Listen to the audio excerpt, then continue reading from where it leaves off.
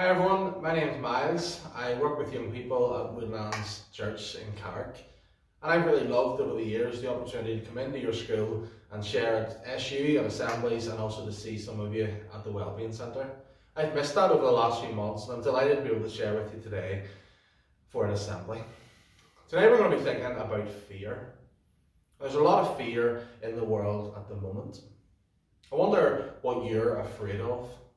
Do you have any fears? Maybe you try and act hard and say, I'm not afraid of anything, I don't have any fears.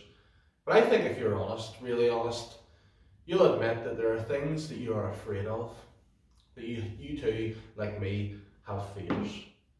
Maybe you'll think straight away of phobias you have.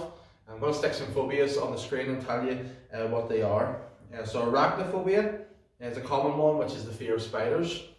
Acrophobia is the fear of heights. Claustrophobia is a common one again, the fear of tight or enclosed spaces. Trypanophobia is a fancy name for the fear of needles or injections. What about this one? Didascalinophobia, no idea if I pronounced that right. That is the fear of going to school. What if anyone has that fear? What about devoir phobia? Again, pretty common, I'm sure. This is the fear of homework. So next time you get a homework, you can just tell your teacher that you have devoir phobia and see if that gets rid of your homework. Nomophobia is another common one, and this is the fear of not having your mobile phone, of being somewhere and not being able to have your phone close by. My personal favourite by a long way is the fear that you'll see on the screen now, and I'm not even going to begin to pronounce this because it's so long. It's not the fear of hippos, which you might think for the first few letters. Ironically, this is the official name for the fear of long words. Someone really didn't think that through very well. As we think about fear, and on a more serious note, I wonder what you're afraid of. Maybe you've just started a new school and you're still trying to get your head around meeting new people and trying to find your way around the school, and maybe that's been a source of fear for you. Maybe you've just moved campus. You used to be in the junior campus, now you're in the senior campus, and that's brought an element of fear as well. I don't know what you're afraid of. Maybe all the stuff that's going on with COVID-19 has made you afraid.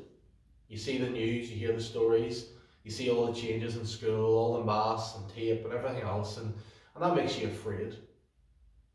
I think if we're honest, there's a lot of fear in the world right now. Probably more than a normal time. And at times like this, I find it really helpful to think about what the Bible says and about who God is. See, the Bible talks a lot about fear. The Bible tells us, first of all, that we should fear something. The Bible tells us that we should fear God. Listen to these words from Psalm 33. Let all the earth fear the Lord. Let all the inhabitants of the world stand in awe of him. For he spoke and it came to be, he commanded and it stood firm. See, the Bible tells us that it's healthy for us to fear God. Fearing God is not the same as a phobia we might have of spiders or of homework. Fearing God, according to these verses, is to stand in awe of him. God is awesome. God is different than us. To fear God is to recognise that he's not the big man upstairs, he's not some old guy with a beard sitting in heaven. It's to recognise that he is the creator of all things, that he is the one who gives me breath and you breath, and then to worship him for who he is. The Bible tells us to fear God. And then the Bible also, in other places, tells us that we shouldn't fear anything else. You see, the most common command in the Bible is simply this: do not fear. It's repeated more than 300 times throughout the Bible, including in Joshua chapter 1. It says, be strong and courageous.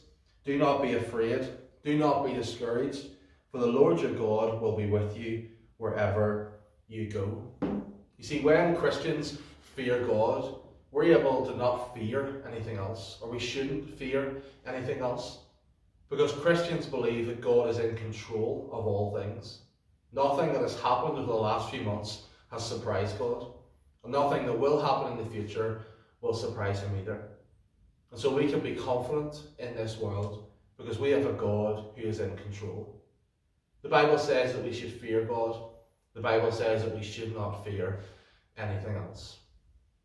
If you find yourself really fearful and scared about the times that we're in, I want to encourage you to talk to someone. Talk to someone in your school who can help you with that. But I also want to encourage you to think about what the Bible says. The encouragement to fear God. And then the encouragement that when we fear God, we don't need to fear anything else.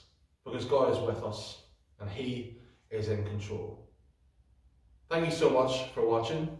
It's great to be able to share with you. And I'm praying for you as you try and navigate and get used to school this year.